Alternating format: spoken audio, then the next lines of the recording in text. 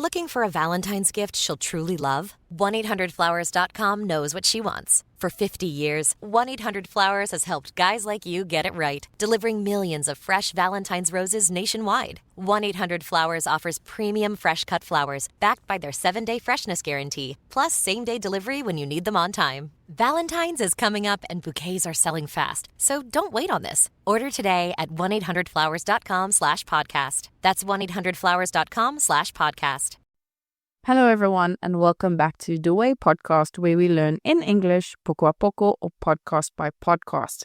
Now, I can tell you specifically that this is an episode that is for students that are thinking about studying for C2 and why I think it's so important. Actually, this episode wasn't what I had in mind for today. I'm actually, to be honest, currently behind. Last week, I didn't do an episode because I was so ill and I couldn't talk.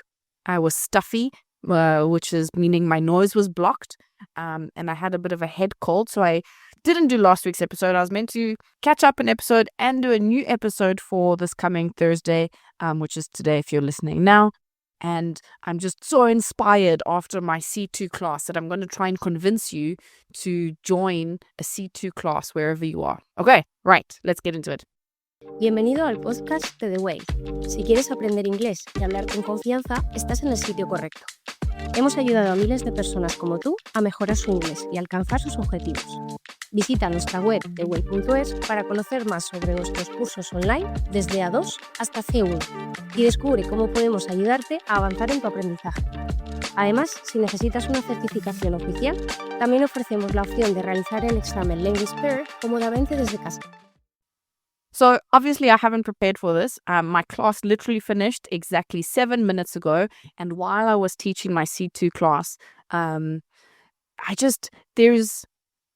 as a person, obviously I'm an English teacher. You guys already know that. But as someone that like really just genuinely loves the language, who finds joy in it and who finds it beautiful, as well as just being a teacher, there's something so special about being in a C2 class, right? I'm not saying that you need to take the exam.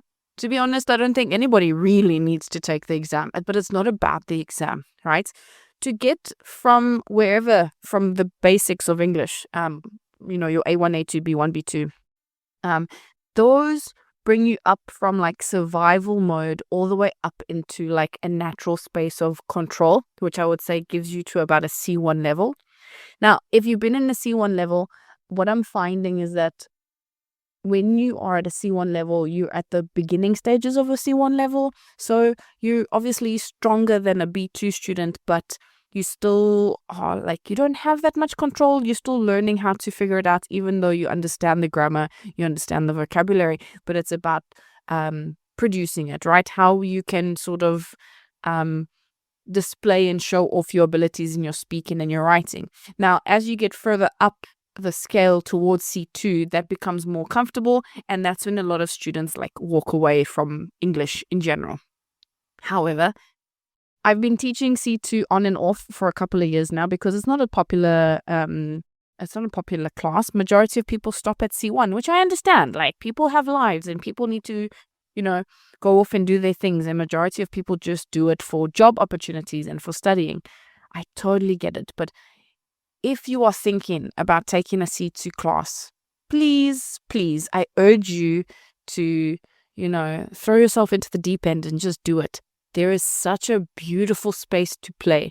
So I'm going to break down with you basically what happened in my class today. All right. So I'm teaching this one girl. She's 15. She's only 15. She's a baby. And she speaks so beautifully. And it's because her whole life has been sort of, not only that she's been coming to an academy for like basically her whole life, but she sort of like immerses herself in the language. All her music is in English. She enjoys watching TV series in their natural language. So it will be naturally English, and it's just always been that way. So she's one of those students that are like, Aurelia, I know that this is the correct answer, but I can't tell you why, which is great. There is a space for students that need to have like a natural ear that it sounds good, but I don't know why. But I also start encouraging students at like this level to start analyzing grammar and trying to understand it on a deeper level. But, it comes in whatever is necessary in the moment. But that's besides the point. So in the activity today, we did a listening, and then after the listening, there were some phrasal verbs that came up in the listening that became the next activity, right? And usually when there's some sort of vocabulary-esque activity, I ask students to create an example sentence, or we talk about the vocabulary and we try to use it in a natural way. So with the vocabulary of the phrasal verbs today, I asked her some questions in the phrasal verbs, and then she did the same. And the question that I asked her was, what did I say? So the phrasal verb was back down. To back down means conceder. So you like, vale, fine, you're right. So you sort of like give up the argument.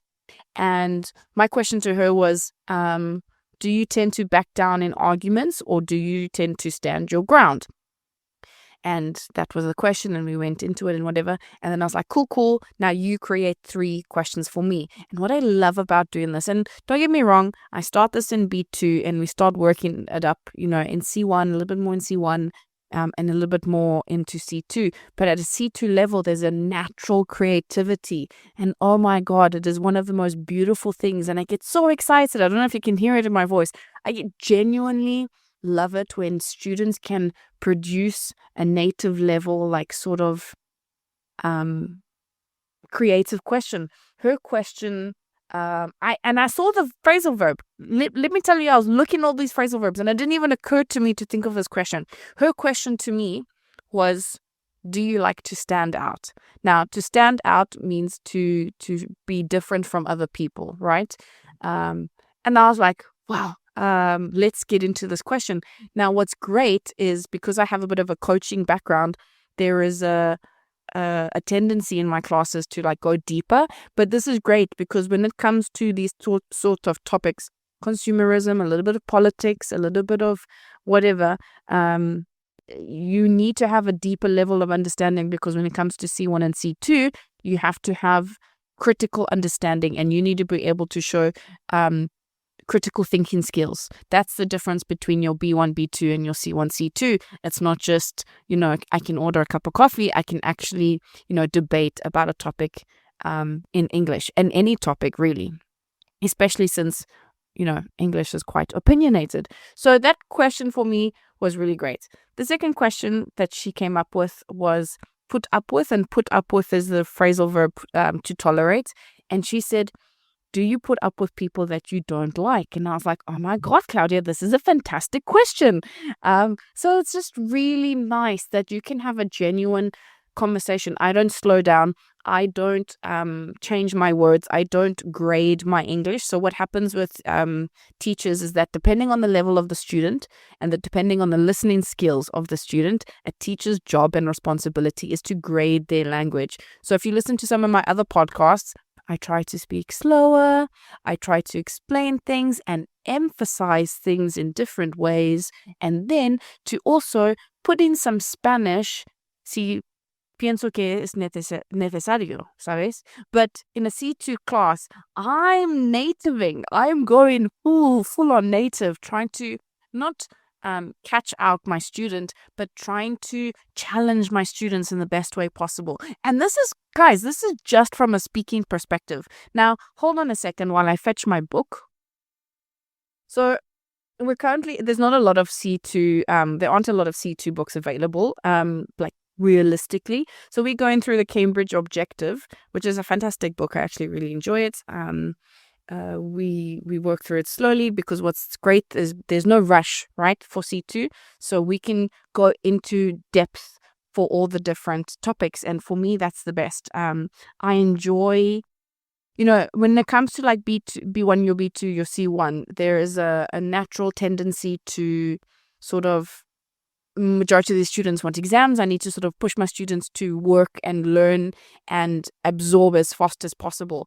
But the vibe of C2 is so different. And I implore you, Like really, if you're having any doubts about attending a C2 class for the love of the language or just to genuinely improve your speaking, your writing skills, I would definitely recommend it. Talking about skills, I wanted to show you this extract from this reading we did. It's if you specifically want to know, the book I'm talking about is Cambridge English Objective Proficiency, page 32 from chapter 4 or unit 4, and it's a reading about this man who sort of shares his cooking in a nutshell, okay? And just listen to this beautiful, in my opinion, this beautiful and creative way that this person has written. It says, his voice at those moments would be a channel cut from heaven to earth, right through the petrified morass of all our lives, releasing a blessing like water springing from a riverhead, from a God's head. It was bliss, my coming of age. And I stopped this reading. We were going through it, and I was like, oh my word, let's break down this beautiful imagery that's quite poetic, right? Now, I'm not going to describe to you exactly what it means. To be honest, it's not really necessary. But my point being of like, it says cutting from heaven to earth, right? Releasing a blessing like water springing from a river. I was just like, oh my God, wow. Can you imagine it? Don't you feel that true, let's say, true control comes when you can really be creative in a language? Now, can I personally do this in Spanish? Not at all. Don't expect it of me. I am in survival level of Spanish. I can talk about any topic with my vocabulary that I have, with the fluency that I have, and I can get by, right? To be honest, I need to improve. And I know it, and I know that I'm slacking.